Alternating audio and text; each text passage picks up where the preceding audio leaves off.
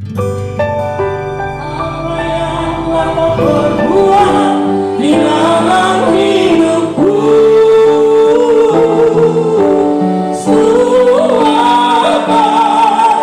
sungguh terasa kau jadikan hidupku berarti. Kembali naikkan pujian bagi Tuhan. Dari semula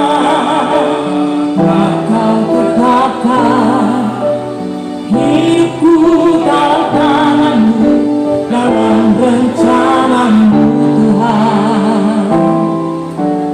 Rencana indah Kau siapkan bagi masa depanku yang penuh harapan.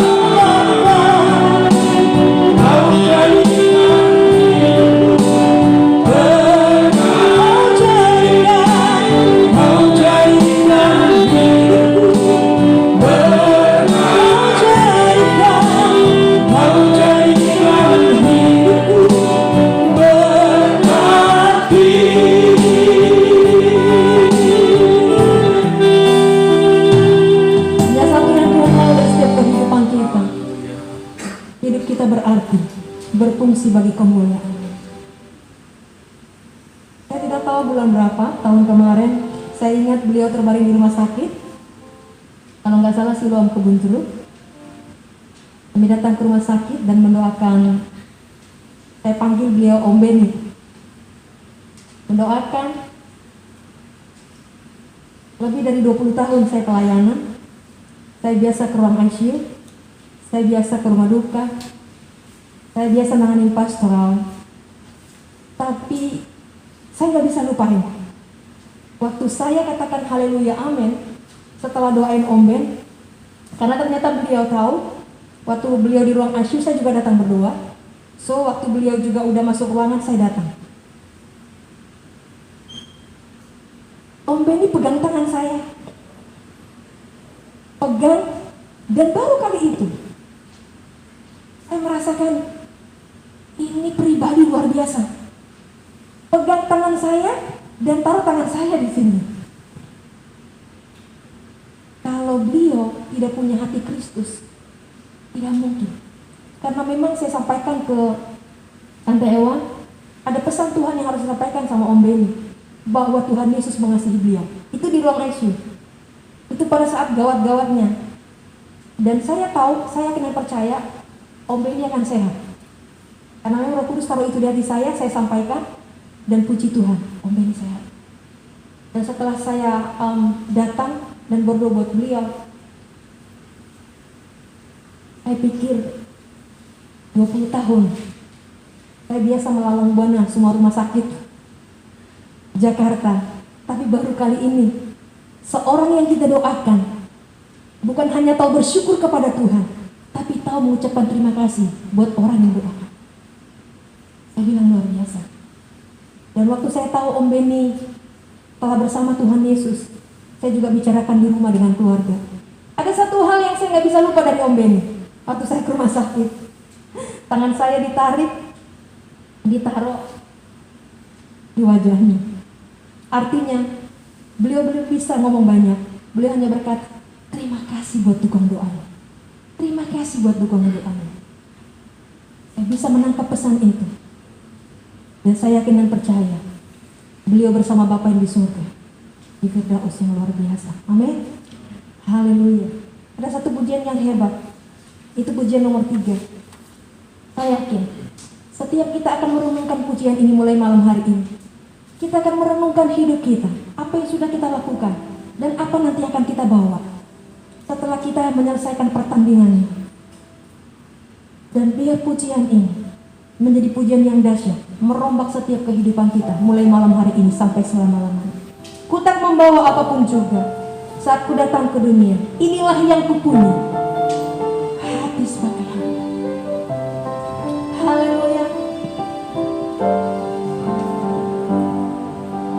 Ku tak membawa apapun juga saat ku datang ke dunia.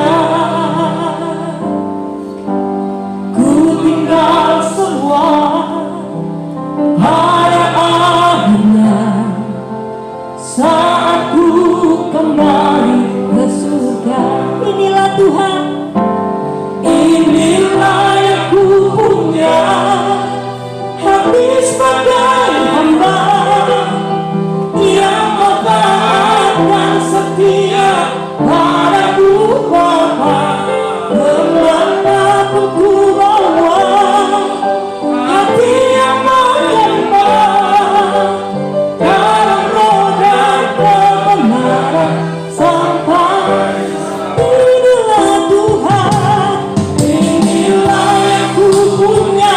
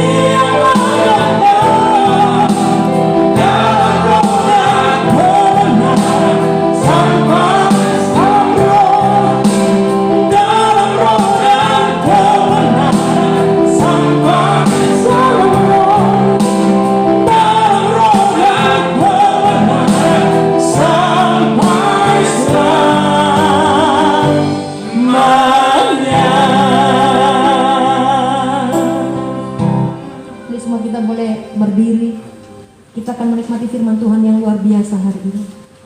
Firman ini bukan pesan buat Om Benny.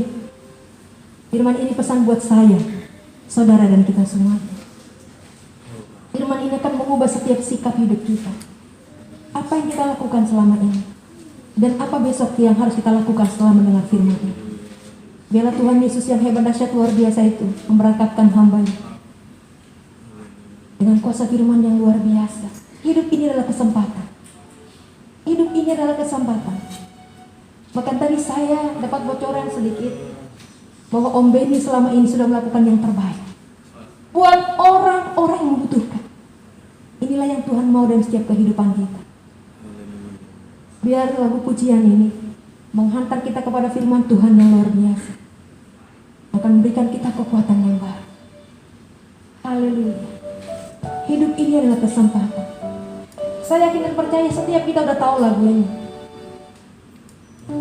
Malam hari ini, pujian ini akan menguatkan setiap kehidupan kita.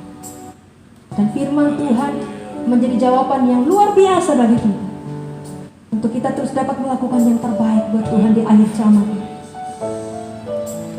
Ini penghujung akhir zaman. Kita harus melakukan yang terbaik buat Tuhan, buat Allah kita, buat kekuatan kehidupan kita. Haleluya. Terima kasih Tuhan.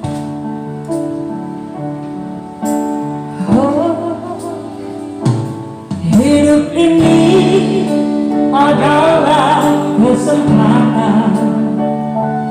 Hidup ini untuk melayani Tuhan. Jangan sia-siakan waktu yang Tuhan beri. Hidup ini harus jadi berkah. Hidup ini adalah kesempatan. amin Tuhan. Hidup ini untuk melayani Tuhan.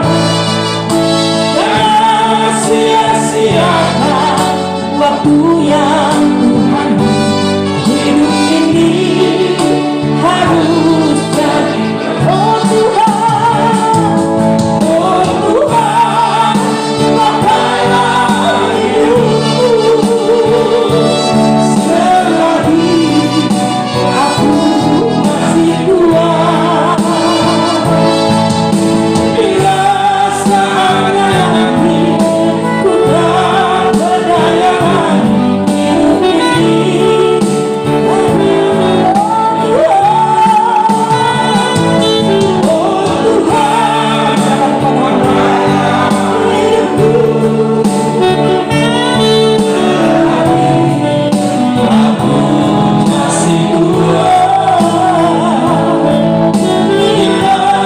saatnya nanti ku tak berdaya lagi, hidup ini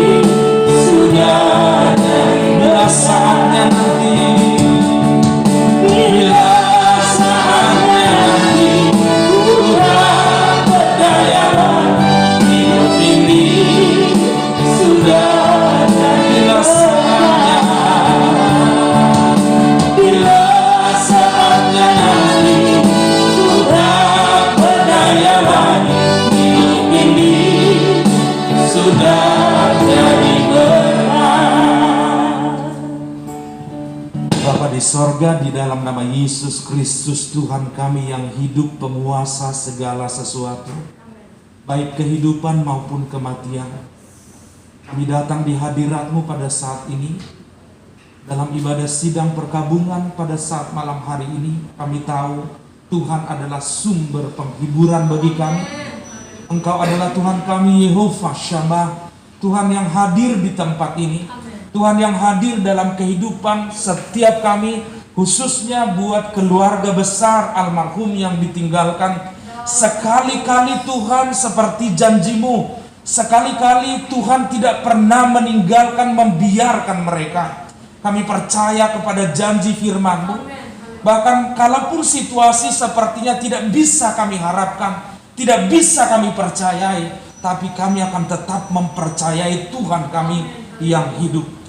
Hari ini Tuhan, hamba-Mu akan sampaikan kebenaran firman-Mu. Apa yang ada di hati-Mu, yang Tuhan taruh di hati hamba-Mu, sampaikanlah itu kepada kami semua, supaya setiap kami boleh hidup sesuai dengan keinginan, kehendak, dan tujuan Tuhan dalam kehidupan ini ya Tuhan. Terima kasih, urapi kami, basuh kami dengan darah Yesus yang Maha Kuasa ini, sehingga benar-benar firman-Mu masuk dalam hati kami yang kudus. Setiap telinga yang ada di ruangan ini diberkati, setiap hati diberkati oleh Tuhan, dan setiap kami semua dikuasai oleh Roh-Mu yang kudus. Terpujilah Engkau ya Tuhan, berbicaralah, perjumpakan diri-Mu lewat firman-Mu, dan nyatakan maksud-Mu dalam kehidupan kami. Dalam nama Tuhan Yesus Kristus, setiap kita yang siap menyambut firman Tuhan ini katakan amin. Silakan duduk Bapak Ibu Saudaraku yang terkasih dalam Tuhan. Salam, selamat malam saya ucapkan kepada setiap kita, dan dari tim persekutuan doa di kantor Halim secara pribadi dan mewakili tim kami yang mungkin beberapa yang tidak bisa datang pada malam hari ini, saya mengucapkan turut berduka cita yang sedalam-dalamnya terhadap Tante Ewan dan juga keluarga besar. Satu hal yang kita percaya sesuai dengan pengharapan kita, bahwa almarhum sudah ada di dalam Firdaus bersama dengan orang-orang kudus, bersama dengan Tuhan. Tidak ada sakit penyakit di sana, yang adalah sukacita dan pujian penyembahan. Baik Bapak Ibu Saudaraku yang terkasih dalam Tuhan, saya mau sampaikan sebuah hal yang ada di dalam pikiran saya terkait dengan, sebenarnya setiap hari saya itu dengar ambulan hampir setiap jam karena rumah kami itu boleh dikatakan semacam jalan bypass ya, dari Daun Mogot menuju ke Kapuk, di mana dari situ banyak orang menuju ke arah Tegal Alur, dan juga ada pekuburan di sebelum Tegal Alur. Jadi hampir tiap hari saya mendengar bunyi siren ambulans. Nah, lalu kemudian kalau kita pikirkan dalam dunia yang kita hidupi sekarang ini, di mana sekalipun dalam pandemi, dunia yang kita hidup sekarang adalah dunia yang penuh dengan kompetisi, persaingan luar biasa. Di kantor orang bersaing, dalam dunia usaha orang bersaing. Namanya kantor notaris pun bersaing, memberikan sebuah pelayanan supaya apa? Kalau bisa semua orang itu berhubungan dengan mereka. Nah, itu sebuah hal dan fakta yang kita hadapi. Dan ternyata kalau kita berbicara tentang agama pun, saya melihat agama pun masuk dalam situasi itu. Berbagai macam agama memberikan tawaran-tawaran yang luar biasa, saudaraku yang terkasih dalam Tuhan. Dan semua agama memberikan tawaran yang hebat. Kalau kamu ikut ini pasti masuk surga. Surganya pun bermacam-macam jenis Bapak Ibu Saudaraku. Ada yang surga plus, ada yang surga bintang 1, bintang 2. Seperti itulah kalau saya membayangkan betapa ketatnya persaingan dalam hal kerohanian agama ini, saudara. Itu berbicara tentang kehidupan setelah kematian, berbicara tentang kehidupan di masa sekarang. Bahkan kalau kita perhatikan dalam persaingan ini, banyak orang datang mencari Tuhan dalam beragama. Tujuannya supaya apa? Supaya hidupnya diberkati, Bapak Ibu Saudara. Tujuannya supaya apa? Supaya keluarganya bisa harmonis. Maka ada yang mempunyai slogan menjadi keluarga yang ya seperti itu. Ya pokoknya bahagia, luar biasa. Apa yang diinginkan itu tercapai.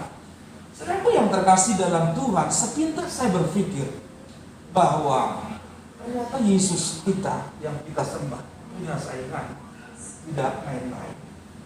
Buktinya kalau kita bicara di negara kita, kita masuk dalam skop yang minoritas.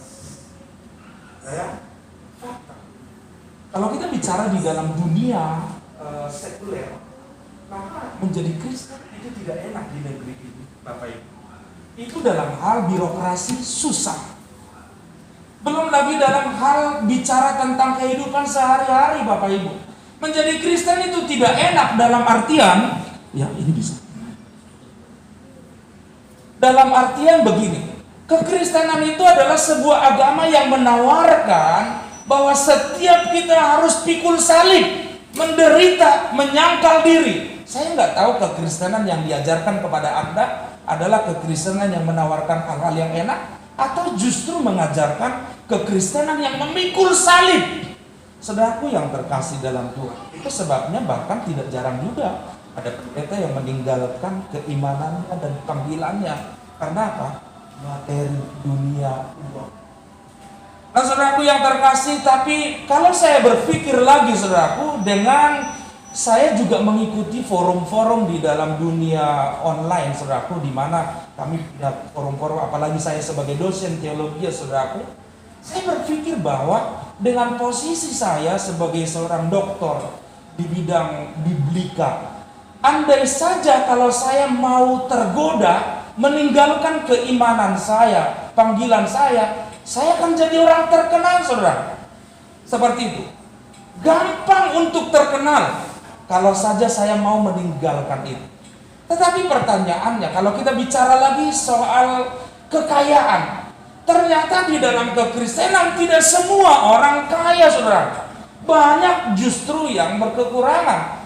Dan kalau kita bicara tentang keyakinan agama di luar sana, kalau kita melihat klasifikasinya ya, ternyata lebih banyak orang di luar sana yang kaya-kaya saudara. Kalau itu kita bicara begitu, saudaraku yang terkasih dalam Tuhan. Dari segi duniawinya, tawarannya, kompetisinya begitu luar biasa ketat. Belum bicara tentang setelah kematian, orang menawarkan bahwa masuk surga, nanti akan dapat pelayanan yang hebat di sana, dilayani di surga. Beda dengan kekristenan kita. Di surga kita tidak dilayani, tapi justru melayani di surga. Nah, Bapak Ibu Saudaraku, maka kalau kita berbicara tentang hal itu, maka kadang ada godaan, kenapa kita nggak meninggalkan iman kita sebagai Kristen? Lalu kemudian pertanyaannya, kalau ditanyakan ke saya, lalu kenapa Bapak nggak tinggalkan keimanan Bapak? Karena saya memiliki sebuah konsep, saudara. Kenapa saya tidak tinggalkan kekristenan? Padahal sebenarnya kalau saya tinggalkan kekristenan secara duniawi, saya akan lebih enak. Ya. Tetapi dengar baik Bapak Ibu Saudaraku, saya mempelajari berbagai konsep agama. Semua agama mengajarkan tentang surga. Saudaraku, bahkan saya berkata bahwa semua nabi itu adalah orang-orang yang hebat, saudaraku. Bahkan ada banyak nabi, ada banyak rasul di dalam Alkitab. Kalau kita bicara tentang nabi dan rasul, semua mereka mati, Bapak Ibu Saudara. Semua pemimpin agama mati. Siapapun pemimpin agama itu, sebut saja mulai dari Islam, Buddha, Hindu, Kristen, termasuk kita. Yesus pun mati, Saudara. Tapi yang membedakan antara kita, antara kekristenan dengan agama yang saya sebutkan tadi adalah Yesus mati, tapi dia bangkit. Dan tidak sedikit daripada pemimpin-pemimpin agama itu memberikan sebuah pesan kepada pengikutnya, supaya pengikutnya mendoakan dia, supaya dia selamat. Tapi saya membaca dan belajar di dalam Alkitab, Yesus sama sekali tidak pernah meminta kepada saya dan Anda supaya kita berdoa kepada Yesus supaya Yesus selamat. Justru sebaliknya, Yesus berkata di dalam Alkitab bahwa Akulah jalan dan kebenaran dan hidup. Tidak ada seorang pun yang sampai kepada Bapa kalau tidak melalui Aku. Saudaraku, saya ingin kita melihat ayat itu sejenak, dan saya akan memberikan sebuah perspektif baru ya. Mulai dari Yohanes pasal 14 ayatnya yang pertama hingga ayatnya yang ke-6. Judul perikopnya adalah Rumah Bapa. Janganlah gelisah hatimu, boleh saya katakan ini firman ini ditujukan kepada kita, secara khusus kepada Tante Ewan yang ditinggalkan oleh almarhum. Mungkin hatinya gundah gulana, mungkin hatinya sedih, tetapi firman Tuhan datang menghibur pada saat malam hari ini. Janganlah gelisah hatimu, percayalah kepada Allah, percayalah juga kepadaku. Di rumah Bapakku banyak tempat tinggal. Jika tidak demikian, tentu aku akan mengatakan kepadamu, sebab aku pergi ke situ untuk menyediakan tempat bagimu. Dan apabila aku sudah pergi ke situ dan telah menyediakan tempat bagimu, aku akan datang kembali dan membawa kamu ke tempatku, supaya di tempat di mana aku berada, kamu pun berada, dan kemana aku pergi, kamu tahu jalan ke situ. Kata Thomas kepadanya, Tuhan, kami tidak tahu kemana engkau pergi. Jadi bagaimana kami tahu jalan ke situ? Saya ingin kita konsentrasi di ayat yang ke-6 ini yang saya sebutkan tadi. Kata Yesus kepadanya, akulah jalan dan kebenaran dan hidup. Tidak ada seorang pun yang datang kepada Bapa kalau tidak melalui aku. Saya tadi katakan bahwa saya akan memberikan sebuah perspektif baru tentang ayat ini. Dalam bahasa Ibrani, ayat ini berbunyi demikian. Amar li Yeshua ani hadre Veha emet veha chayim ein ish ba'el ha'ab ela darki. Saya terjemahkan secara literalnya begini, agak berbeda Bapak Ibu. Ya. Jawab Yesus kepadanya, aku lah benar-benar jalan itu. Ya. Akulah benar-benar jalan itu dan benar-benar kebenaran itu dan benar-benar kehidupan itu. Nah, Bapak Ibu Saudaraku, ya ada delay sedikit di sana. Saya mau katakan begini, Yesus sedang memberitakan sebuah hal yang penting, Bapak Ibu Saudaraku. Jadi seperti yang saya tadi katakan bahwa mengawali apa yang saya mau sampaikan, bahwa betapa banyaknya kompetisi, ya boleh dikatakan betapa hidup kita sekarang ini semuanya seolah berkompetisi, tetapi Yesus mengunci semua kompetisi itu dengan perkataan ini. Dalam bahasa aslinya dikatakan bahwa Behaderek ani haderek, sayalah satu-satunya benar-benar jalan itu. Jadi ada banyak orang menyebut jalan, sebab dia katakan oleh kitab Amsal, ada banyak orang yang disangka, ada banyak jalan disangka orang lurus, tapi ujungnya menuju maut. Tetapi Yesus dikatakan bahwa dia mengatakan bahwa ini bicara dalam bahasa aslinya, dalam bahasa Inggris dikatakan I am the way. Ada artikel D di situ saudaraku yang memiliki makna bahwa yang dimaksud dengan jalan itu adalah jalan yang sudah dipahami oleh semua orang, sudah dipahami bersama. Ini bukan jalan yang kita jalani dalam artian secara harfiah, tetapi ini berbicara tentang jalan kehidupan. Saudaraku, dan Yesus berkata, apa yang kamu pahami tentang jalan kehidupan, akulah jalan itu. Akulah jalan yang sungguh-sungguh itu. Nah, kemudian dia sampaikan lagi bahwa dan VHMS yang memiliki arti benar-benar kebenaran, satu-satunya kebenaran. Ada banyak kebenaran Bapak Ibu Saudara, sehingga kebenaran kita pandang menjadi sebuah hal yang relatif. Kebenaran menurut ini belum tentu kebenaran menurut ini. Tetapi Yesus mengunci semua persaingan kebenaran itu dengan mengatakan bahwa akulah satu-satunya kebenaran yang benar itu. Lalu kemudian saya mau katakan bahwa tentang kehidupan, tadi saya katakan bahwa semua agama, nggak ada agama yang memberikan sebuah tawaran, kalau ikut agama kami dijamin masuk neraka. Nggak ada, saudara. Semua agama pasti akan memberikan sebuah embel-embel reward surga bagi semua pengikutnya. Oleh sebab itu Bapak Ibu Saudaraku, Yesus mengunci semua persaingan tentang surga, tentang konsep surga itu dengan mengatakan bahwa akulah satu-satunya kehidupan itu. Bukankah dia adalah sumber kehidupan itu? Bapak Ibu Saudaraku, dalam pemahaman orang Yahudi, Bapa itu memiliki makna adalah sumber. Adalah sumber. Itu sebabnya dikunci bahwa tidak ada seorang pun yang bisa sampai kepada Bapa, artinya sumber itu, kalau tidak melalui aku. Bapak Ibu Saudaraku yang terkasih dalam Tuhan, jadi saya dapat bocoran sedikit ya tentang almarhum, bahwa almarhum sudah percaya kepada Tuhan. Artinya apa? Satu hal yang kita tahu bahwa dia ada di dalam kehidupan yang benar-benar hidup, dia ada di dalam jalan yang benar-benar jalan, tidak salah lagi, dan dia ada di dalam sebuah kebenaran, jalan kebenaran, dan hidup yang benar-benar. Fisiknya boleh mati, tetapi sesungguhnya rohnya hidup. Bapak Ibu Saudaraku yang terkasih dalam Tuhan, itu sebabnya sebentar saya sampaikan bahwa sebenarnya kalau kita memahami konsep ini, maka kematian adalah bukan sebuah duka cita sebenarnya.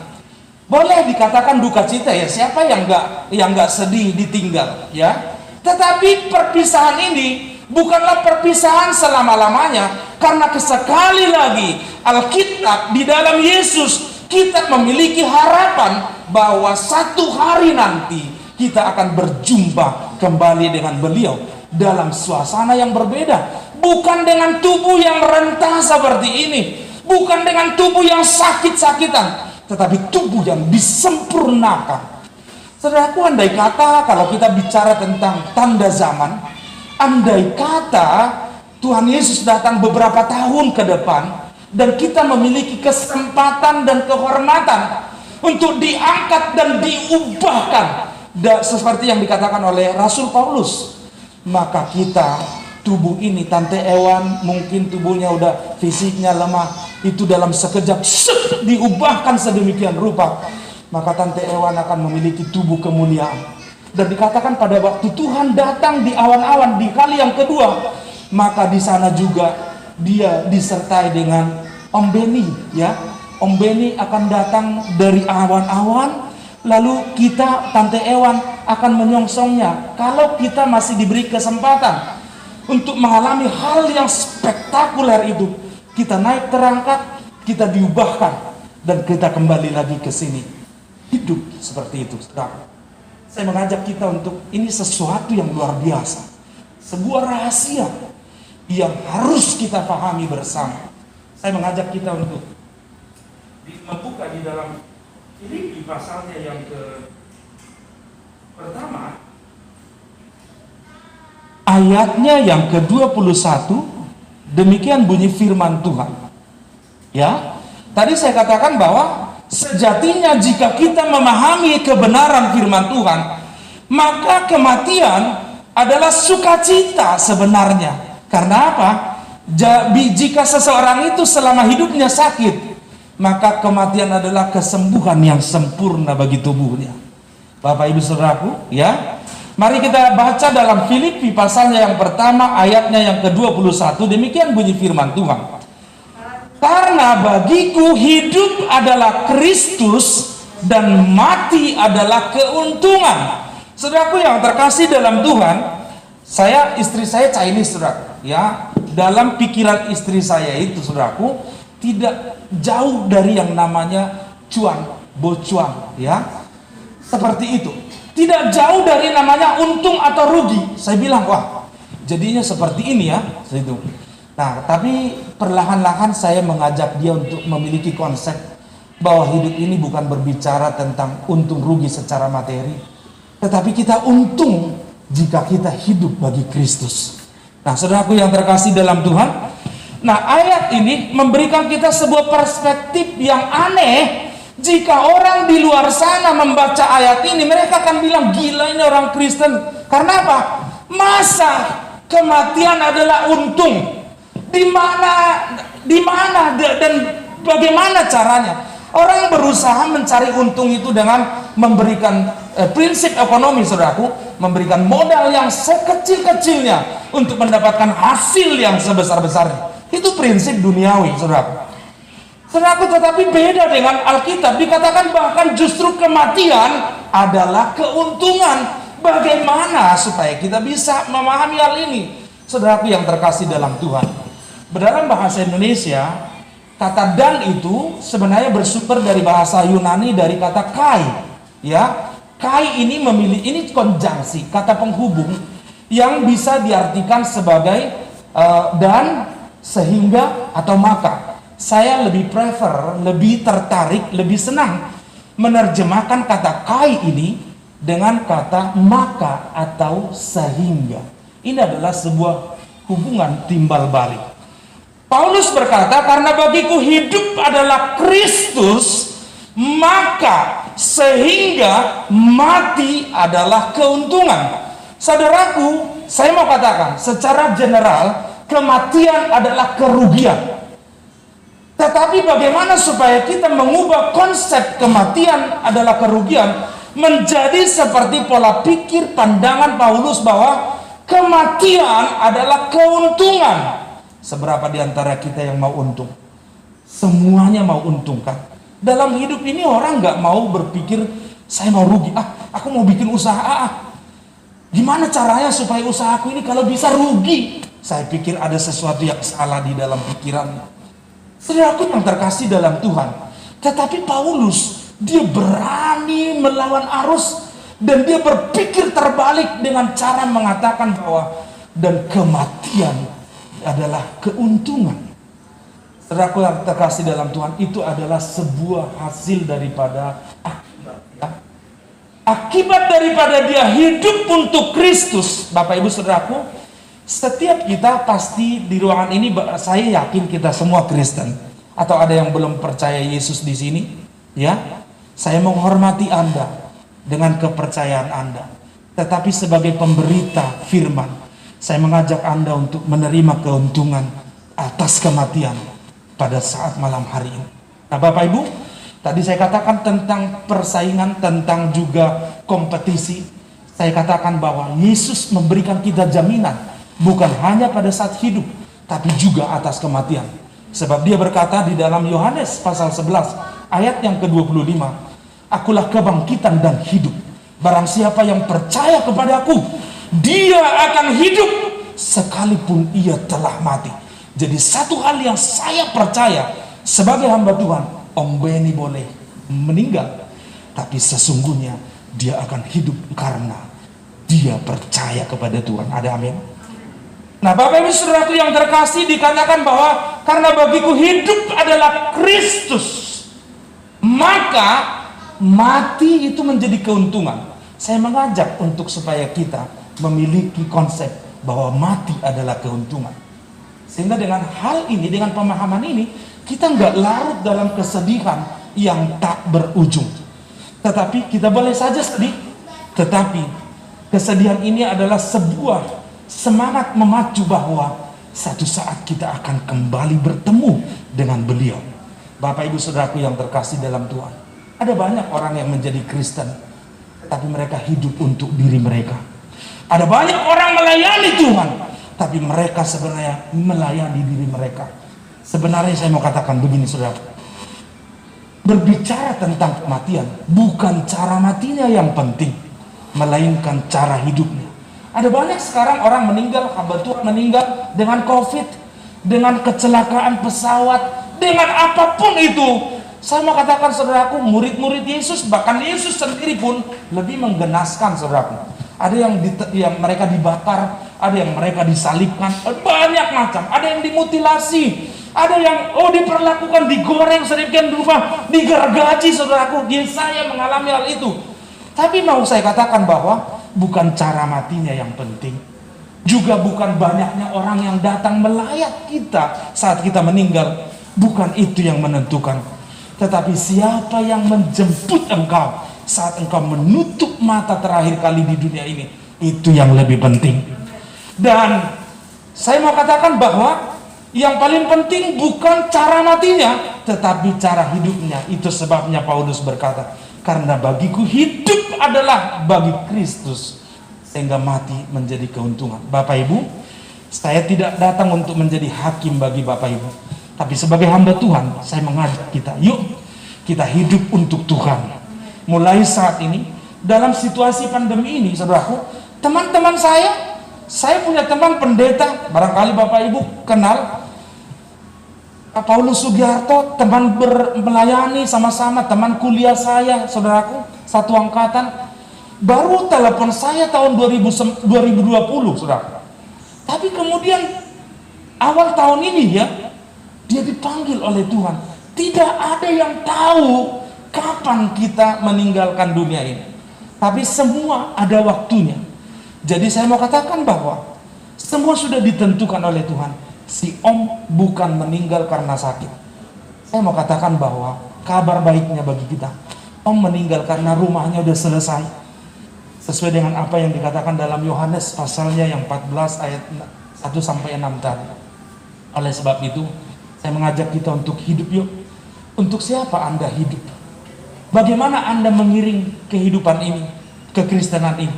Apakah Anda mengikut Tuhan hanya supaya Anda bahagia? Atau apakah Anda mengikut Tuhan supaya apa? Supaya Anda diberkati? Supaya Anda bisa terlindung aman seperti itu? Ataukah supaya Anda mengikut Tuhan supaya apa? Supaya bisa menyenangkan hati Tuhan? Atau Anda mengikut Tuhan supaya karena takut masuk neraka? Saya mau katakan itu terlalu biasa. Tapi saya mau mengajak Anda untuk yuk kita mengikut Tuhan supaya apa? Supaya kita bisa menyenangkan hati Tuhan. Kita mau hidup untuk Tuhan. Dalam doa Bapa kami, saya sering kali sampaikan bahwa di sana dikatakan, Bapa kami yang di surga, dikuduskanlah namamu, datanglah kerajaanmu, jadilah kehendakmu di bumi seperti di surga. Saya mau katakan bahwa berbicara tentang kerajaan surga, itu bicara tentang perkataan, firman Tuhan, kuasa, damai sejahtera. Sehingga di dalam masa-masa paling menjadikan pun, kalau ada kerajaan surga dalam hidup kita, Raja Daud berkata, sekalipun aku berjalan dalam lembah bayang-bayang maut, aku tidak takut, karena tongkatmu dan gadamu itulah yang menyertai aku. Berbicara tentang kerajaan surga, berbicara tentang damai sejahtera yang tidak dikondisikan oleh situasi. Berbicara tentang kerajaan surga itu berbicara tentang kehendak Tuhan. Dalam doa Bapa kami, datanglah kerajaanmu, jadilah kehendak. Bapak Ibu Saudaraku, Anda hidup untuk memuaskan keinginan Anda, keinginan kita, kehendak kita, ambisi kita. Saya mau katakan yuk, itu adalah hidup yang biasa, yang nanti ketika kita meninggal itu akan berakhir kepada kerugian. Tapi yuk kita ubah dari sekarang, kita tentukan tujuan kita. Yuk kita buat nanti suasana kematian kita menjadi sebuah kematian yang beruntung, menguntungkan. Sehingga ketika kita menutup mata di dunia ini, yang menjemput kita adalah Tuhan Yesus sendiri. Karena apa? Kita hidup bukan untuk diri kita, kita hidup untuk keinginan Tuhan, untuk tujuan Tuhan, untuk kerajaan Tuhan.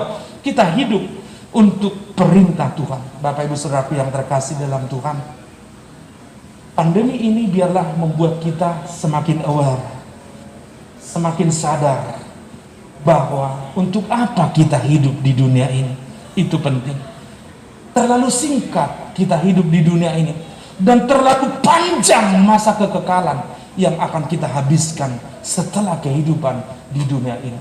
Oleh itu, saya mengajak Anda, yuk pegang erat-erat keimanan Anda, percaya kepada Yesus, dan biarlah kita percaya kepada Yesus dengan sebuah tujuan, bukan karena kita takut masuk neraka, bukan karena kita takut tidak diberkati dan segala macam. Itu semuanya duniawi, saudara. Tapi biarlah kita mengikut Tuhan karena kita memang mengasihi Tuhan. Kita ingin menyenangkan hati Tuhan. Kita ingin supaya apapun boleh terjadi dalam hidup ini, biarlah kehendak Tuhan yang jadi dalam hidup kita. Saya tidak panjang lebarkan kebenaran firman Tuhan pada malam hari ini, tapi dengar baik bahwa Yesus berkata, akulah satu-satunya benar-benar jalan itu, dan akulah satu-satunya benar-benar kebenaran itu, dan akulah satu-satunya benar-benar kehidupan itu. Dan almarhum sudah hidup dalam kekekalan bersama dengan Tuhan. Saudaraku yang terkasih, beberapa waktu yang lalu di dalam masa pandemi ini, saya mendapat kesaksian bagaimana orang dengan saturasi oksigen cuma 30 itu sudah mati sebenarnya, ya, cuma jantungnya, ya. Mereka bersaksi sedemikian rupa, dan dia dibawa oleh Bapa ke Taman Firdaus. Di situ dia menceritakan sebuah hal yang indah sekali, nikmat sekali, sesuatu yang menyenangkan sekali, sampai-sampai dia tidak ingin kembali ke dunia karena begitu menyenangkannya di sana. Dan saya percaya dan sangat yakin bahwa Almarhum Om Beni yang kita kasihi sedang menikmati sukacita yang luar biasa di paradiso, di dalam sebuah tempat di mana dia berjumpa dengan Bapak Abraham, dia berjumpa dengan tokoh-tokoh iman. Dan dengar Bapak Ibu, dalam Ibrani pasal 11 itu bicara tentang saksi-saksi iman yang sudah meninggal. Nah, dan kemudian dosen saya pernah berbicara tentang hal itu, bahwa semua orang-orang percaya itu menambah daftar saksi-saksi iman itu. Dan Ibrani pasal 12 ayat yang pertama dikatakan, marilah kita menanggalkan semua beban, karena ada banyak, karena kita dikelilingi oleh awan saksi. Jadi si penulis Ibrani ini, dia sedang membayangkan dirinya di dalam sebuah pertandingan. Karena itu bicara tentang pertandingan ayat ini. Nah, bayangkan Koloseum, sebuah stadion yang ada di Yunani Romawi pada masa itu, di mana kemudian dia, orang yang bertanding itu bertanding, barangkali bertanding berlari. Lalu kemudian ada penonton-penonton di dalam barisan VVIP digambarkan di sana. Itu ada Tuhan Yesus di sana yang memberikan support dan orang-orang kudus. Dan kemudian ketika dia memandang sampai ke atas, dia tertumpu pandangannya di awan. Saudaraku, kalau Bapak Ibu membayangkan tentang stadion utama Gelora Bung Karno, ketika kita lihat tribun mentok, ya, kalau stadion Gelora Bung Karno kan ada atapnya di atas. Kalau Koloseum nggak ada atap. Jadi begitu kita lihat ke atas, itu kelihatan awan-awan. Dan ketika si pelari itu jatuh, orang-orang kemudian berteriak. Ketika orang yang kita digambarkan sebagai orang yang sedang bertanding dalam pertandingan kehidupan, contohnya Tante Ewan sedang bertanding, ternyata menurut ayat ini Om Beni juga ikut di sana memberikan dorongan. Ayo Mami Ewan, bangkit, gitu. Ketika saya ditinggal oleh orang tua saya membayangkan ini, saudaraku. Ketika saya sedang lemah dalam pelayanan, ada tekanan dalam pelayanan, saya pejamkan mata saya membayangkan saya sedang berjalan dalam lintasan kehidupan. Ada Tuhan Yesus yang memberikan semangat, ayo anakku bangkit, kamu bisa, aku menyertai engkau. Dan satu sisi saya bisa membayangkan bagaimana orang tua saya, mama saya berkata, anakku ayo bangkit, bangkit, bangkit. Dan saya mau katakan bahwa itu adalah hal yang sangat indah menurut saya berdasarkan firman Tuhan itu. Jadi Tante Ewa, mungkin 1 hari 2 hari ke depan, 1 minggu ke depan, 1 bulan ke depan, akan ada kehilangan yang begitu terasa. Pejamkan mata dan bayangkan dia ada mensupport dari kekekalan. Dia sedang mendukung, mensupport bersama dengan Tuhan Yesus. Dan saya mau katakan bahwa Yesus pun bersyafaat untuk kebalikannya. Kalau di luar sana kita yang berdoa buat pemimpin kita, kalau di dalam Alkitab justru Tuhan Yesus memberikan dorongan. Dia mendoakan kita, dia menjadi juru syafaat kita. Saudaraku, siapapun kita malam hari ini, saya mengundang Anda untuk hidup untuk Tuhan. Supaya apa? Kematian menjadi keuntungan bagi kita. Pilihan kita sudah benar, bahwa dalam persaingan semua hal di dalam dunia ini, kita tahu bahwa pilihan kita sudah benar. Hanya Yesus satu-satunya jalan dan kebenaran. Tuhan Yesus memberkati kita. Mari kita bangkit berdiri dan kita angkat pujian. Hidup ini adalah kesempatan, dan nanti saya minta pendeta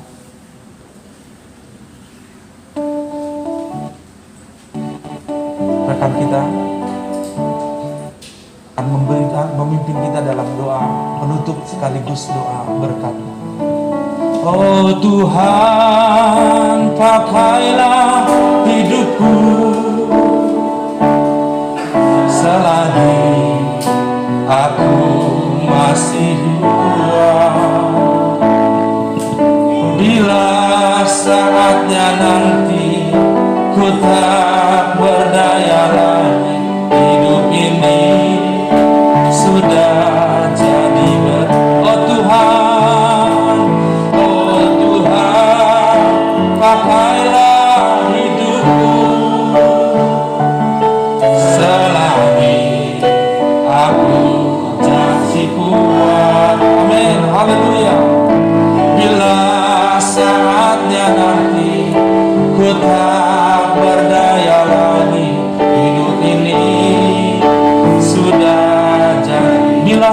saatnya nanti.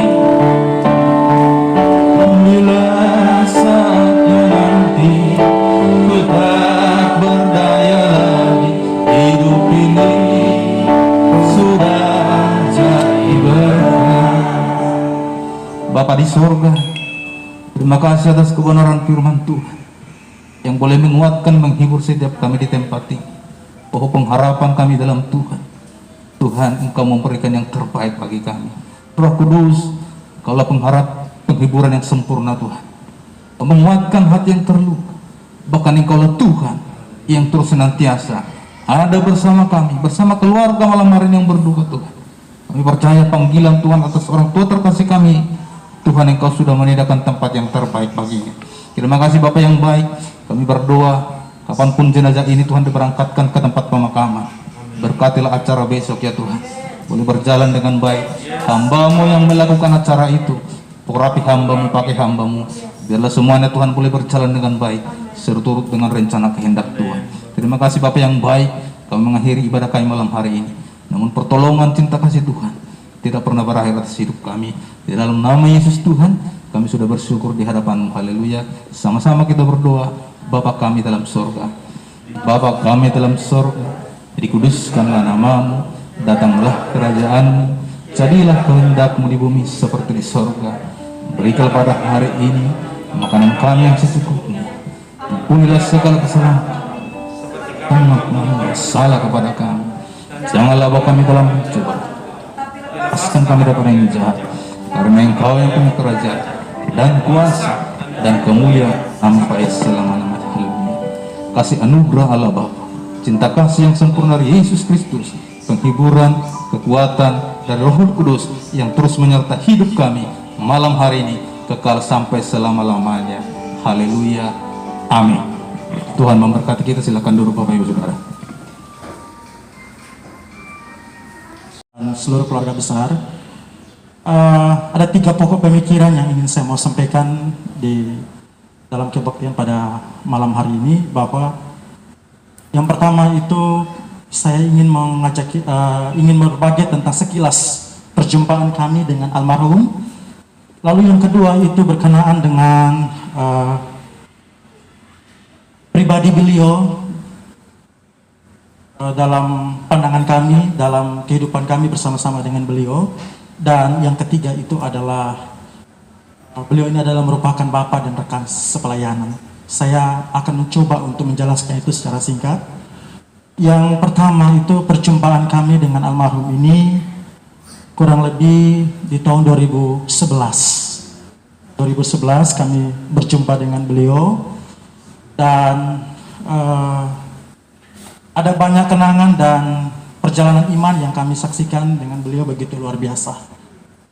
Yang kedua, pribadi beliau di mata kami itu, Bapak Ibu dan sidang pergabungan, bahwa beliau ini adalah pribadi yang tulus, rendah hati, tidak pernah marah, dan hati yang suka memberi. Yang menarik dari semua ini, yang ketiga adalah beliau dalam keluarga besar Agathos adalah seorang bapak. Saya adalah seorang pendidik, di kurang lebih tidak jauh berbeda dengan Pak Pendeta yang sudah mengajar, memberkati kita. Dalam agenda kami itu setiap tahun itu harus ada keluar, dan kami harus ke pedalaman daerah untuk melayani dan memberitakan Injil dan sekaligus merekrut anak-anak muda. Pak Benny almarhum ini adalah rekan sepelayanan kami yang selalu mensupport, dan ini adalah sekilas bukti. Saya sedikit membawa ini sebagai bukti dorongan, motivasi kepada keluarga bahwa buah pelayanan yang sudah dikerjakan oleh beliau itu tidak boleh berhenti. Tapi ada tongkat estafet yang mesti dikerjakan dan dilakukan. Nah, ini sedikit contoh gambar Bapak Ibu. Beliau yang pertama saya sebut sebagai rekan sepelayanan.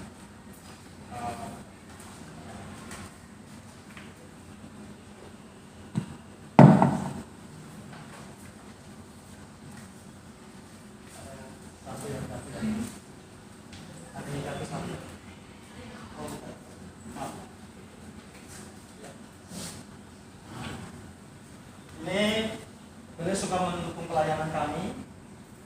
Ini di ujung Halmahera, saya bersama dengan Pak Sefudin Ibrahim dan beberapa tokoh-tokoh yang kami melayani. Ini di pelayanan yang kami kerjakan dan ini disupport oleh almarhum.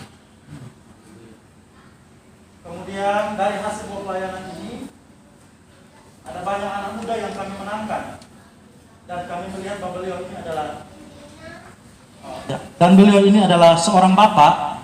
Oleh karena tak kala anak-anak ini kami bawa dan kami bina menjadi seorang hamba Tuhan, Bapak Ibu, beliau selalu hadir dan memberikan support. Dan support beliau itu tidak panjang seperti ini, telur dan beras yang mendukung pekerjaan Tuhan. Saya secara pribadi, Bapak Ibu,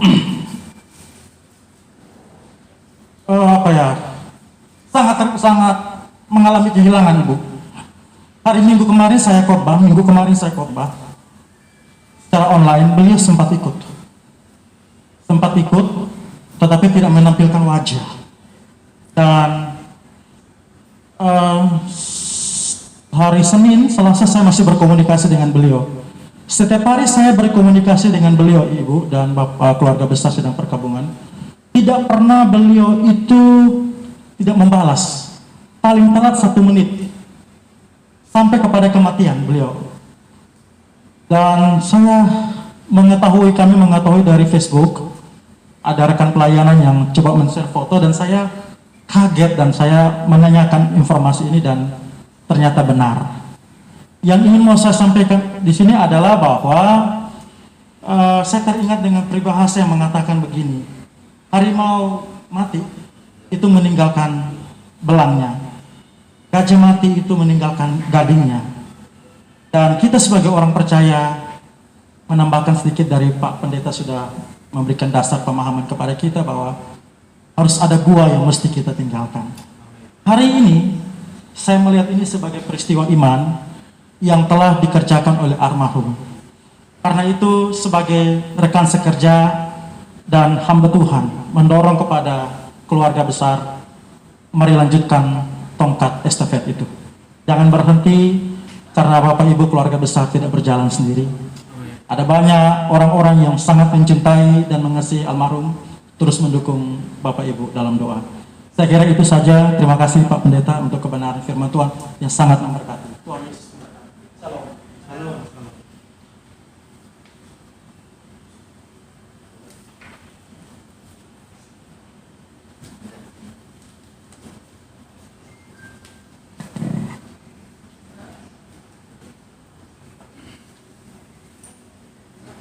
Halo.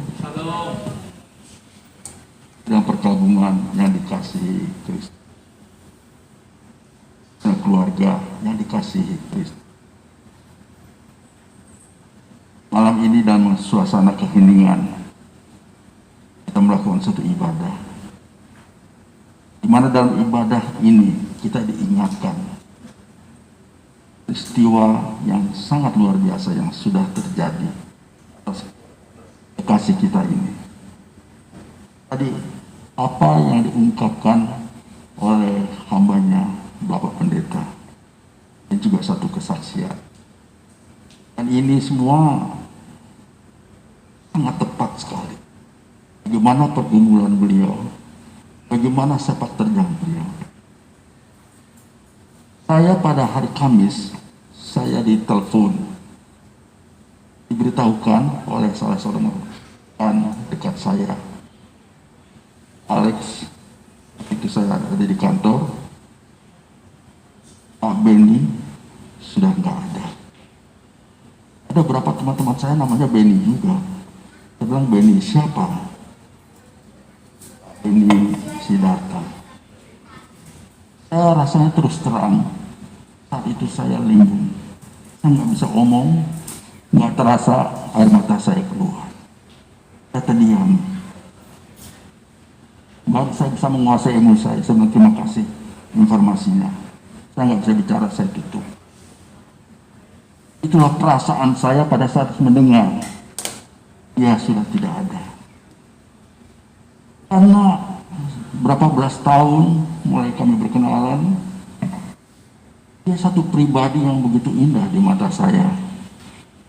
Saya kenal dia, Bapak Beni Sidarta. Belum pernah, tadi saya ceritakan sama Kak Tony, saya menemukan amarah, kata-kata kasar, nggak pernah, ya, nggak pernah. Pernah naik mobil sama saya, keadaan sangat macet, orang maunya duluan, dia cuma bilang, waduh, orang-orang, ya, dia cuma diam aja dengan wajah tenang. Saya bilang ini pribadi sangat luar biasa. Dan di dalam pergaulan kami, dan kami sering adakan satu persekutuan di dalam doa bersama, sharing firman bersama. Ya. Dia seorang yang sangat care. Tadi apa yang sudah diungkapkan oleh saudara kekasih kita Lawrence, sangat care. Dan setiap dia menelepon saya, Pak Alex ada waktu enggak? Saudara, ini pasti kita keluar doa. Kenapa? Kita doain orang.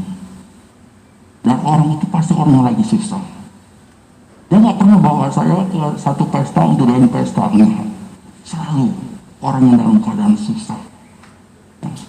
Bahkan orang yang berbeda agama, yang istrinya sudah sekarat, tapi suaminya siap untuk didoakan. Bukan beda gereja ya, beda agama. Orang Kedar, bayangkan tempatnya itu di Cikarang. Saya dari Priok, dia jemput saya untuk ke sana. Kita pulang jam 12 malam lewat. Hanya doakan orang itu. Sangat luar biasa. Dan kami tiap hari, sekalipun nggak pernah ketemu lagi karena kondisi COVID, kami selalu berkomunikasi dengan WA. Kami berkomunikasi dengan WA. Yang terakhir dia meresponi akan firman yang saya bawakan di live streaming. Habis itu besoknya dia kasih lagi selamat pagi, terus saya nggak dapat berita lagi dari dia. Hari Kamisnya dengar dia tidak ada. Hati saya rasa kehilangan, saya kehilangan sekali. Kami ada satu sosok yang sekalipun dia lebih muda dari saya sekarang usia 74, ya saya usia 74. Bapak Beni 65, tapi dia banyak jadi contoh buat saya. Terus terang aja. Tuhan menghadirkan dia supaya menjadi satu gambaran seolah dia wujud daripada Yesus yang menyatakan firman yang hidup itu sendiri, tidak dengan kata-kata tapi dari perbuatannya. Dia banyak jadi berkat. Tadi kita menyanyikan lagu, hidup ini adalah kesempatan. Jangan sia-siakan hidup yang Tuhan beri. Hidupnya jadi berkat. Ini hidup nyata dari saudara kekasih kita. Bahwa saya katakan di sini, Pak Beni ini seperti apa yang diucapkan Rasul Paulus, dia sudah mengakhiri pertandingan dengan satu kemenangan. Dan ini satu hal buat kita semua. Mari kita semua bertanding. Tapi sebenarnya kita umat Kristiani ini sebetulnya umat yang sudah berfasilitas. Tuhan tidak lihat kekuatan kita. Kalau masa perjanjian lama dengan satu simbolisasi tabernakel, itu Tuhan menyertai kita. Tapi di dalam zaman anugerah, Tuhan berkarya di dalam kita. Ya. Tinggal kita mau atau tidak, tinggal kita membuka hati pada Tuhan atau tidak. Dan ini satu contoh yang luar biasa. Memang secara manusia kita kehilangan timbulkan rasa kehilangan. Tidak ada lagi orang yang bercengkerama. Saya tidak ada lagi teman untuk sama-sama, ya seperti yang profil Pak Beni ini. Ya. Tapi itu sebetulnya kalau saya lihat secara jujur, itu karena kita rasa dari diri kita sendiri. Tapi dia sendiri, dia sudah mendapat tempat yang sangat luar biasa. Dan bagi setiap orang Kristiani, kematian itu adalah pintu terbang untuk mendapatkan apa yang Tuhan sudah janjikan. Kita tidak perlu takut akan kematian, tidak perlu takut di dalam Tuhan. Ini yang saya sampaikan. dia sudah berbahagia sekali. Sorga itu real, sorga itu nyata. Tadi disaksikan, saya pernah baca juga itu Pak. Itu dia punya nama kalau tidak salah Ronald ya, yang dia kena COVID bulan September. Dia sudah meninggal karena dia hanya 30% oksigen. Dia melihat, dia bertemu ya dengan Yesus. Tempat yang bahagia sekali. Dan hal itu juga pernah dialami oleh teman saya. Jadi surga itu bukan konsep, bukan hayalan, tapi real. Teman saya ini, dia betul-betul sudah mati. Dia seorang mahasiswa teologi ya, mungkin pernah dengar cerita di Dulos. Teman saya Domingus. 32 bacokan karena dia punya kampus diserang oleh orang yang tidak bertanggung jawab. Lehernya digorok sama pisau komando, tinggal tulangnya aja dipatak ini lepas, otaknya sudah berceceran, dan dia lihat tubuhnya itu dibuang dekat pecomberan. Udah di situ dia mulai terangkat, dia dibawa oleh malaikat. Dan di dalam perjalanan dia lihat ada orang yang merintis, bukan main ya. Tapi di satu sisi dia lihat lagi ada orang berjubah putih menyanyikan lagu-lagu gereja yang betul-betul memberikan kesukaan kepada dia. Dia terus dibawa ya. Lagu itu begitu indahnya, belum pernah dia dengar kor yang begitu bagus sekali. Lalu dia dihadapkan kepada Yesus. Tuhan Yesus bilang, kembali supaya menjadi satu kesaksian. Itulah Tuhan. Karena manusia ini sekarang sudah sombong dengan pikirannya, mencoba menganalisa surga ya. Kembali dia sampaikan, rektornya dia seorang dokter yang di Hitosoid, mengatakan orang ini kalau dia hidup pun dia tidak bisa berpikir karena otaknya sudah keluar, nggak mungkin dia hidup. Tetapi kalau Tuhan berkehendak, nggak ada yang mustahil. Dia pulih. Dia terakhir ketemu saya di Medan untuk dia pergi ke Brasil untuk menginjil, untuk memberitakan kesaksian itu. Jadi surga itu nyata. Dan Tuhan bilang, di rumah Bapakku banyak tempat. Dia sudah sediakan bagi saudara dan saya. Ini, dia sekarang sudah mendapatkan apa yang dirindukan di Firdaus itu. Di sana tidak ada lagi tangis, tidak ada air mata, tidak ada lagi kecewa, tidak ada lagi sakit penyakit. Dia sudah penuh dengan kemuliaan Tuhan di dalamnya, sukacita yang penuh. Dan kita memang salah saja secara jasmani kita terpisah, tapi ingat firman Tuhan yang amin dan ya. Pada saat sangkakala dibunyikan, angka Beni ini dia akan diangkat duluan, lalu kita bersama-sama dengan dia, kita ketemu muka dengan muka. Mari peristiwa ini, kesaksian yang luar biasa dari saudara kekasih kita ini, mari menjadi satu teladan yang indah. Kita berjalan di dalam Kristus, berjalan di dalam Dia. Kita tidak perlu mengandalkan kekuatan, Dia ada berkarya di dalam diri kita. Tinggal kita berserah kepada Tuhan. Inilah kesaksian kita.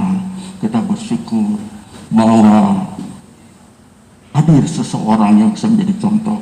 Dia jarang banyak bicara mengenai firman, jarang, tapi saya lihat praktikal firman sangat luar biasa. Ini yang saya bisa sampaikan, dan keluarga dihiburkan, dan percaya kita semua nanti akan ketemu dengan kekasih-kekasih kita muka dengan muka. Amin. Ini ada satu hal di mana gambar kita dekat sekali sama keluarga. Dia bawa Pak Alex tadi sama teman-teman. Saya kasih kenal keluarga saya. Saya dibawa di Wonosobo.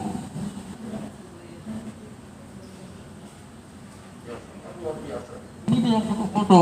Pak Beni sini foto. Ada saya saja di tengah fotonya katanya.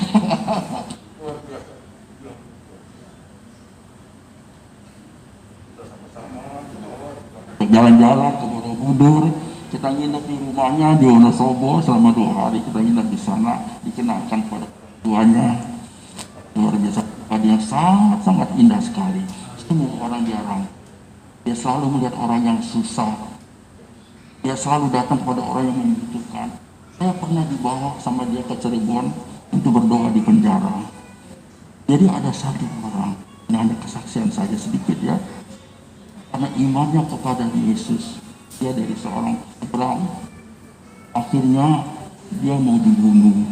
Ya, waktu mau dibunuh, mau ditusuk sama pistol komando, dia kaget. Dia bilang sama saya orang itu, kalau Tuhan mau dipukul, udahlah saya nyerah aja. Kalau saya mau dipotong sama pistol komando, saya akan ingat istri anak saya. Jadi saya otomatis saya bergerak karena dia memang belajar bela diri sejak kecil, belajar kungfu. Akhirnya pisau itu kembali kepada si penikam itu mati. Akhirnya dia divonis waktu itu 10 tahun, tetapi oleh orang yang menyaksikan, menjadi saksi seorang kapten angkatan darat, akhirnya dia hanya kena 1,5 tahun. Nah di situ Pak Beni ajak saya untuk mendoakan. Dia belikan orang itu sepatu dan sedikit untuk kamu punya bekal. Dia kuatkan itu orang. Itulah profil Pak Beni. Luar biasa. Tahu itu dia punya langkah. Mari kita ikuti apa yang sudah dilakukan Pak Beni. Ini sekilas kesaksian saya. Semoga ini menjadi berkat buat setiap kita malam ini. Dan saya percaya Ibu Ewan, kesedihan ini kita memang alami, tapi tidak berlalu. Karena kita di dalam pengharapan karena Yesus Kristus. Amin.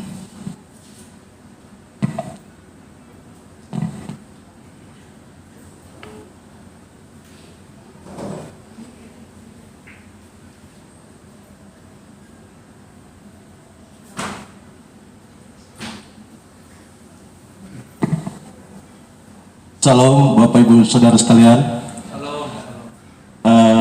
Perkenalkan dulu, nama saya Pendeta Muda Fransu Herman. Saya tinggal di Palmera, di GBI God Bless. Ya. Perkenalan saya dengan Pak Beni itu dimulai dari lamaran pekerjaan. Jadi Pak Beni waktu itu bekerja di perusahaan finance namanya Cahaya Gold Finance. Saya melamar, waktu itu ada lamaran beberapa, dan yang saya lamar itu adalah surveyor. Lalu setelah lamaran saya sampai, rupanya Pak Beni langsung telepon ke saya. Pak Frans katanya, Anda melamar surveyor. Betul Pak, sama. Bapak kayaknya punya pengalaman ini katanya, di bidang SDM. Kami lagi perlu HRD gitu. Saya terus terang, saya bilang, Pak, kalau HRD saya belum punya pengalaman. Nggak apa-apa, katanya. Bapak pasti bisa.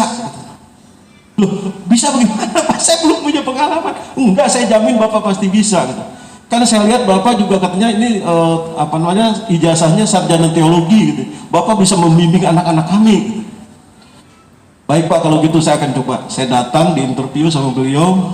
Singkat cerita, saya lulus ujian, lulus testing, lulus segala sesuatunya, dan saya menjadi karyawan di bagian HRD. Kan belum punya pengalaman di bagian HRD, tapi beliau support betul sama saya. Saya waktu itu ada satu program di Modern Group itu namanya Aksapta. Jadi semua HRD, ada 42 perusahaan HRD harus gabung di situ, dan saya salah satunya gabung di situ. Pak Beni sangat support. Sehingga saya percaya diri masuk di HRD, dan puji Tuhan, hanya dalam beberapa waktu saya bisa mengerjakan semua pekerjaan HRD, dan terakhir waktu saya bekerja mulai dari staf HRD, dan terakhir saya menjadi manajer HRD. Itu berkat support Pak Beni. Nah, pada waktu saya bekerja sebagai HRD itu, saya juga merangkap sebagai GA, General Affair. Jadi kalau ada pembukaan kantor cabang di luar kota gitu, saya harus datang ke sana, harus melihat kantornya dan sebagainya, dan saya harus atur semua. Satu waktu saya ditugaskan Pak Beni untuk pergi Semarang, Surabaya, kemudian Bali. Saya pergi berdua dengan teman menggunakan kendaraan. Sepanjang perjalanan itu Pak Beni telepon. Sudah sampai mana? Oh, udah sampai Semarang. Loh, kok cepet banget gitu. Masa cuma 6 jam setengah udah sampai Semarang? Iya betul gitu. Ini teman yang dari Semarang bicara gitu. Wah, lu bilangin Pak Frans, jalannya jangan ngebut-ngebut. Mungkin ada 1 jam lagi, sebentar telepon lagi. Udah sampai mana? Sebentar lagi telepon gitu. Sepertinya sangat care banget gitu ya. Sehingga saya sampai di Bali pun tetap beliau malam-malam pun telepon, karena kan saya perjalanan itu terus nonstop gitu. Malam-malam tuh telepon, Pak kalau ngantuk cari aja hotel yang terdekat dan menginap. Luar biasa saya merasakan sosok sebagai seorang pimpinan yang mulai dari awal saya benar-benar di-upgrade, disupport, sehingga saya menjadi seorang yang bisa maju gitu.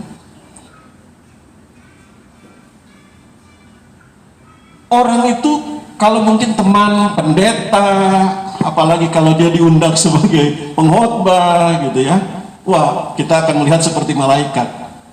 Tapi kan kalau orang itu di kantor atau di rumah, ketahuan itu dolangnya, siapa dia.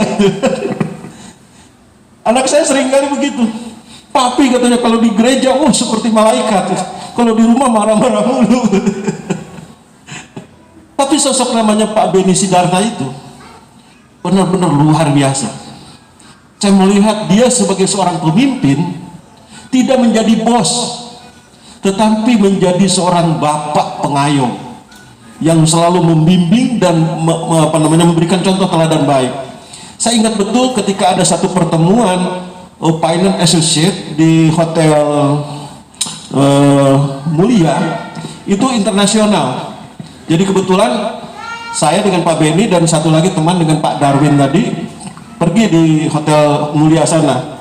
Sementara kita makan, berdiri makannya, sendok saya jatuh. Wah, begitu mau saya ambil, tahu-tahu Pak Beni lebih dulu ambil sendok saya. Padahal itu di tengah-tengah orang-orang yang hebat-hebat gitu, direktur-direktur gitu. Saya sampai malu rasanya gitu. Seorang direktur mengambilkan sendok saya yang jatuh dan dia taruh gitu. Aduh, malu banget gitu. Tapi itulah sosok seorang direktur, seorang pimpinan yang luar biasa menurut saya. Ada dua orang yang pernah saya temui seperti Pak Bedi itu. Satu lagi adalah pendeta Karel Seragi. Dia adalah memang pendeta gitu kan. Tapi kan kalau pendeta kan udah biasa lah kalau hidup baik. Tapi ini Pak Beni itu kalau saya lihat itu dalam Alkitab itu seperti orang Samaria itu. Tidak punya pendidikan teologi barangkali gitu kan. Tapi dia berlaku seperti seorang pendeta.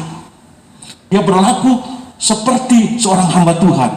Makanya saya percaya beliau akan menerima mahkota. Amin.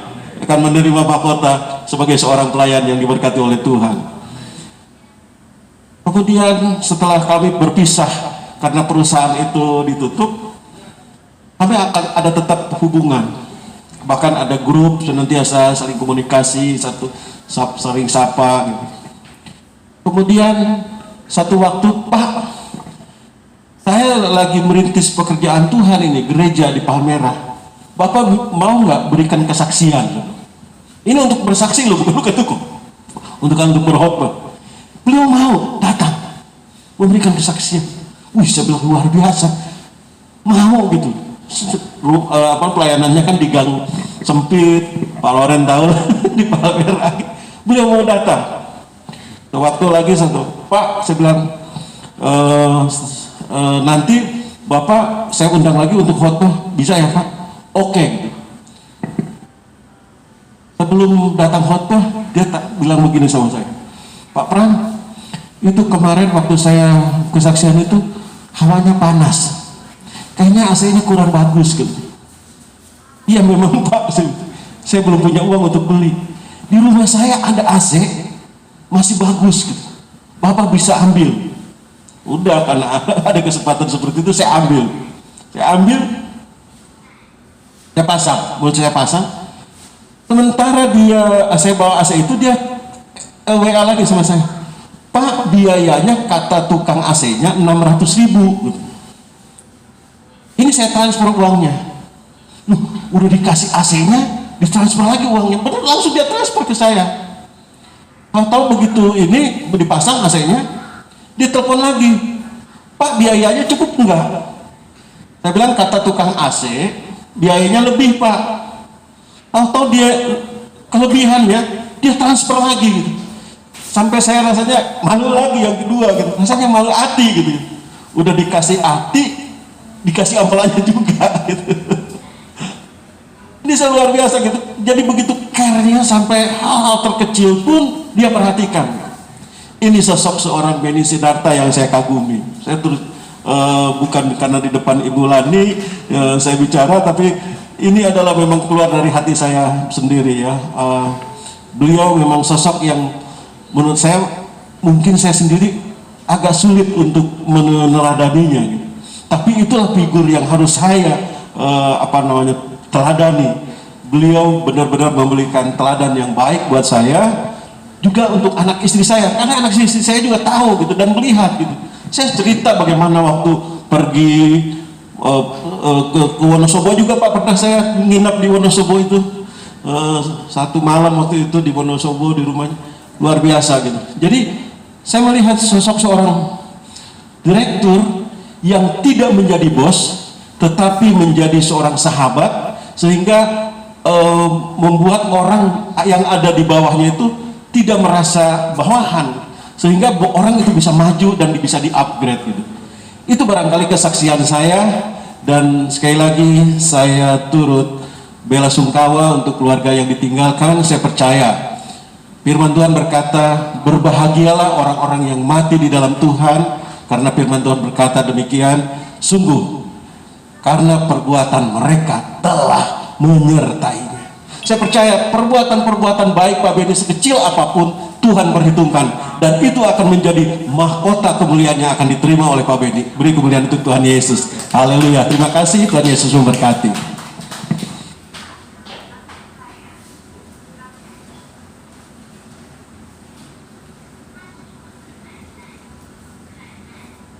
Shalom, selamat malam. Saya adalah abang kandung 2 tahun di atas Benny, dan mungkin sebagian orang melihat saya mirip dia postur, dan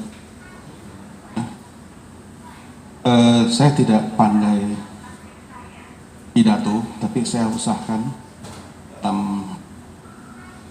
saat-saat terakhir saya bertemu dengan Benny, saya akan sumbangkan apa yang ada dalam pikiran saya selama ini.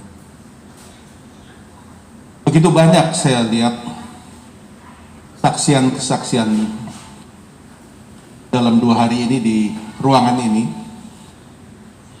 yang mengejutkan saya sebetulnya. Jadi selama ini saya tidak lihat di situ.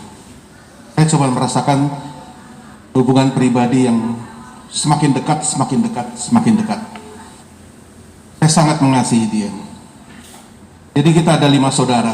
Ada abang saya sudah dipanggil Tuhan 2 tahun yang lalu, atau mungkin 3 tahun, istrinya ada di sini. Dan kita dalam grup, kita ada berempat laki-laki yang selalu kompak. Satu lagi perempuan, tapi kita tidak masuk di grup. Sudah bertahun-tahun kita bercandaria dan memberikan informasi di dalam grup itu, dan sangat sukacita kita dalam grup yang WA sekarang ini kan lebih mudah kita berhubungan. Ketika abang saya dipanggil, kita sangat kehilangan, karena begitu kompaknya hubungan kita berempat ya. Satu di Jakarta yang paling tua, 2 saya, ketiga Benny, keempat Budi Sidarta di Sydney. Ya, jadi saya lihat hubungan khusus Benny dengan abang saya itu lebih dari rata-rata, saya lihat. Ya, walaupun saya juga dekat, tapi dia sangat, abang saya juga hampir sama sifat-sifatnya. Mungkin dari papi juga begitu, saya lihat. Saya banyak orang bilang katanya sama juga. Ya mungkin karena genetiknya seperti itu, dan kita tidak pernah bertengkar dan segala macam. Ya, cuman saya akan memberikan satu kesaksian. Pada waktu 50 tahun yang lalu, saya pernah berantam dengan dia dalam kenakalan sebagai mungkin SMP atau SMA gitu. Tapi saya tidak mulai dari di situ dulu. Saya kan nilai dalam 2 hari ini kita menyaksikan, saya pribadi menyaksikan, untuk keluarga saya mewakili lah, dalam hampir setiap saat saya berada di sini. Setiap saat saya sapa temannya, baru maupun lama, tapi begitu banyak yang baru. Dan saya pengen tahu nih, hubungannya apa, bisnisnya apa, dan segala macam. Ternyata banyak sekali yang disampaikan oleh teman-temannya itu. Mungkin hitungan saya mungkin ada belasan lah gitu ya. Yang semuanya menceritakan satu kebaikan.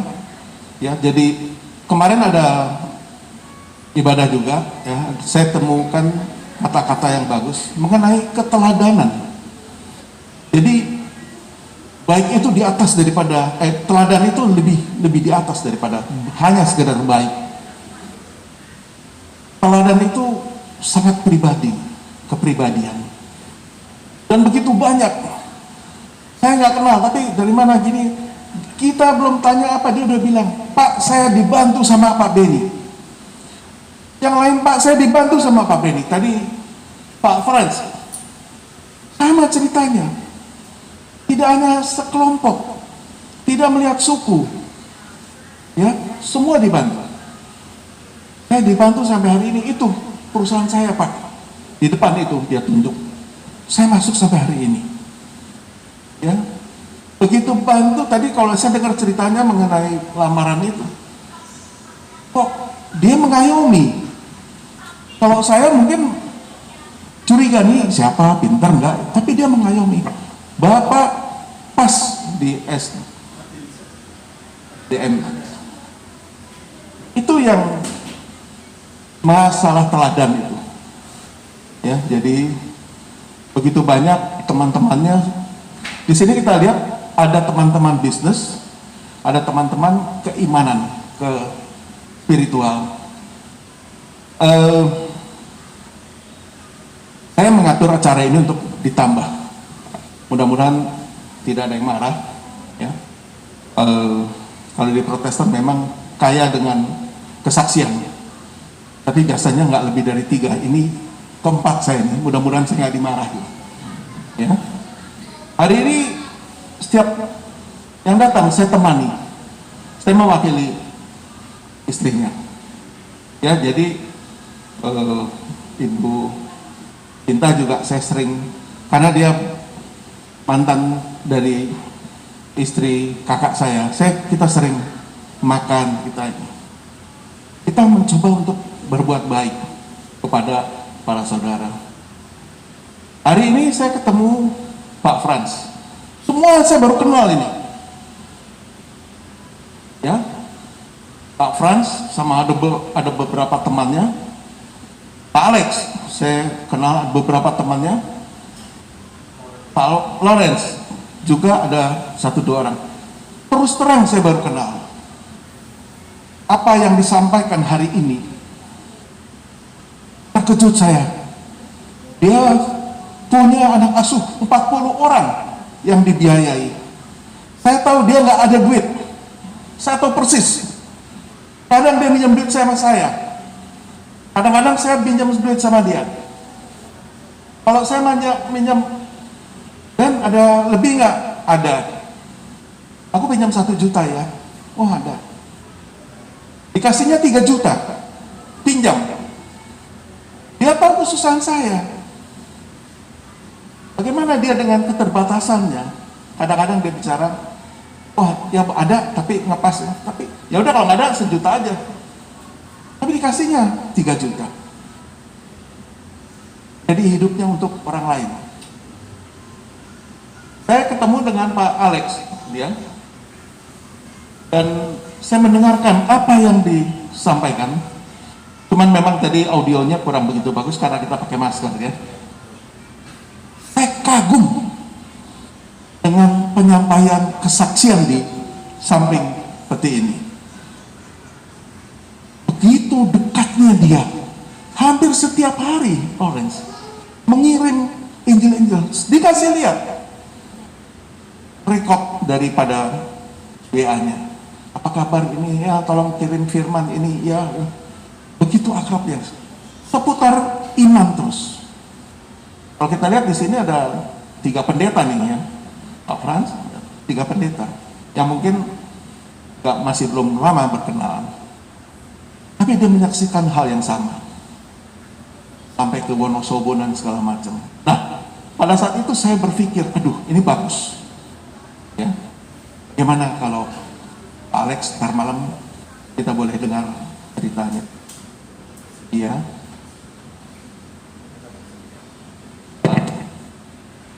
Terus Pak Franz juga bersedia, Pak Lorenz juga.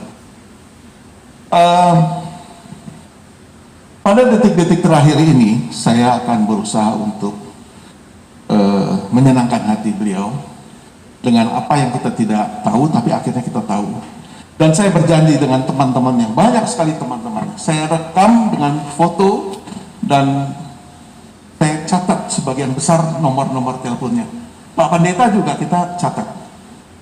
Maksud saya, perpisahan yang hari ini kita lakukan tidak putus hanya sampai hari ini atau besok.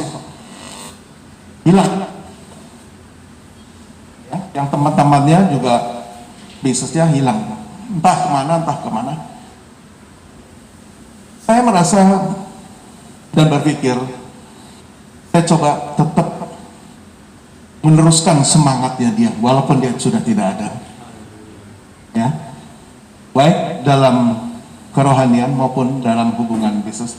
Saya akan coba berjanji di depan jasadnya dia. Saya coba meneruskan apa yang baik dari dia.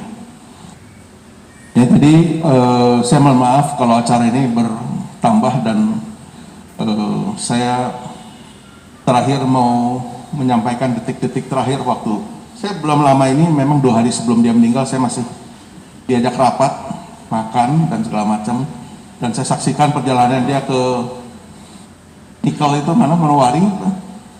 Lebih dari 24 jam dia perjalanan naik mobil dalam kondisi tidak sehat dia. Dia sempat setir sendiri. Bagaimana dia berjuang untuk bisnisnya, dan teman-temannya banyak sekali. Kalau nggak salah dalam waktu minggu-minggu ini dia akan bertemu dengan klien dari Cina, ya. Dan terakhir saya menyumbangkan perbaikan rumahnya di Metro Permata, mungkin ada sebulan kali ya, saya kirim tukang dan segala macam, dan akhirnya selesai dan ada sisa-sisa sampah bambu. Saya bilang udah bambunya simpan aja, tapi ya udah deh, dia minta dipindah. Pada hari Rabu malam itu saya ambil 1 truk barang-barang. Besoknya dia sudah tiada. Dia sepertinya mempersiapkan rumah yang bagus untuk istrinya. Jadi sejak dia kena serangan yang pertama, 1 tahun yang lalu, pada kalau nggak salah ada yang bilang bulan Januari ya. Ada beberapa tadi mungkin Priscilla juga bawa doa di Siloam. Saya tahu sebelumnya memang kondisinya nggak bagus, ya. Jadi ini pelajaran pengalaman buat kita bahwa serangan kedua itu bahaya. Abang saya serangan yang kedua bahaya. Yang pertama bawa ke rumah sakit masih tertulung, hampir meninggal, mudah satu-satu nafasnya. Ini juga serangan pertama sama kasusnya. Kalau kita lihat fotonya itu hampir saja lewat. Sepertinya Tuhan memberikan tanda di situ.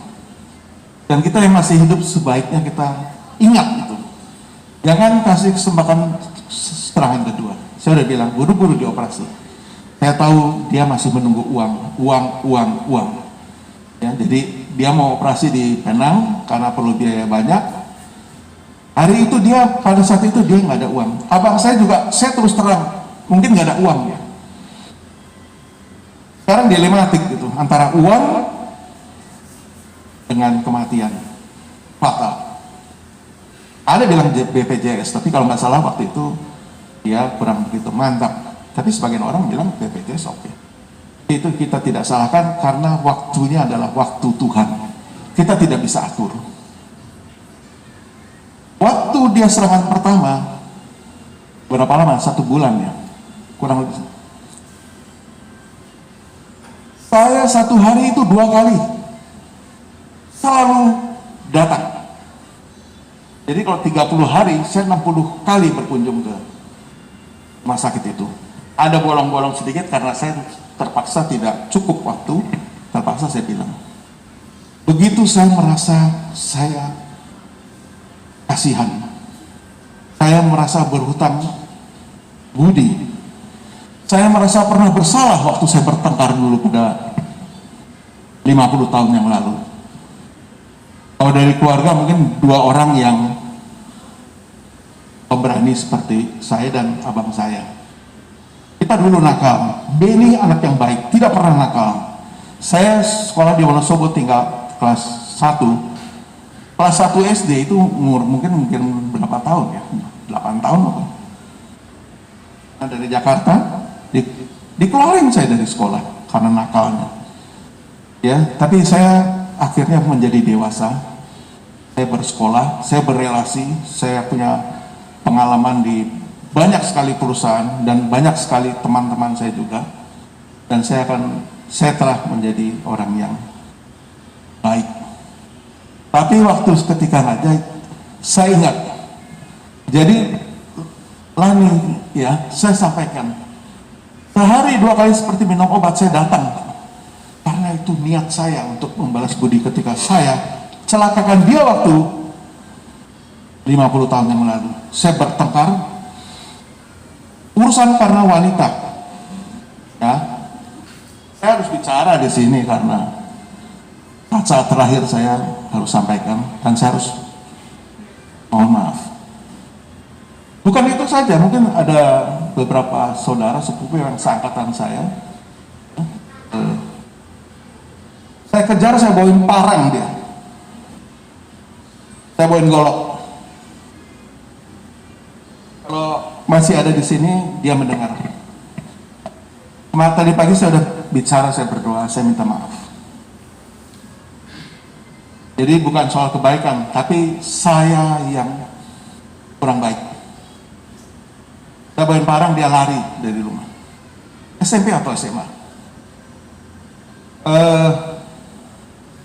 Ya kalau orang-orang sih tahu, mungkin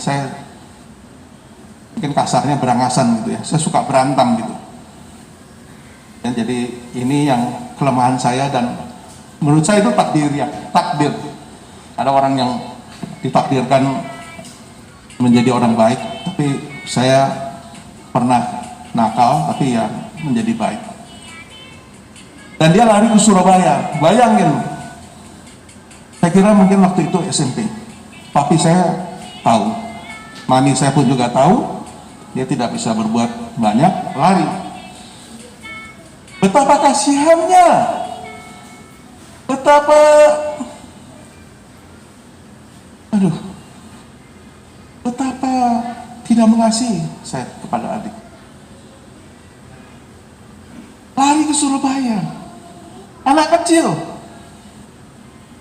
Ada adik papi di sana, di Jalan Suropati. Kita nggak tahu lari kemana, tapi pada saat itu saya hampir hilap. Saya kejar ke rumah tetangga, dan dia lari dan diselamatkan. Dan di situ seumur hidup saya menyesal. Sampai hari ini, makanya saya merasa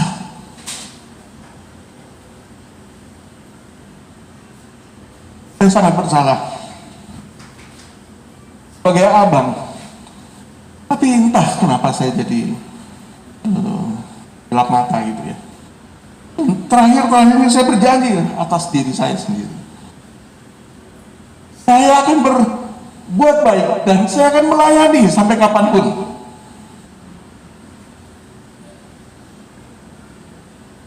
Saya menyesal. Di Katolik mungkin ada yang namanya luka batin, itu berkepanjangan, dan itu dosa, dan itu harus diperbaiki.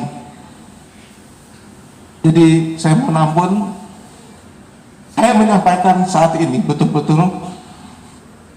Saya pikirkan tadi dari rumah, saya mau berjaksi cuma sekedarnya aja bagaimana teladan yang telah tapi saya pikir waktunya sekarang saya harus menyampaikan permohonan maaf sama Benny, supaya dia bisa memaafkan saya.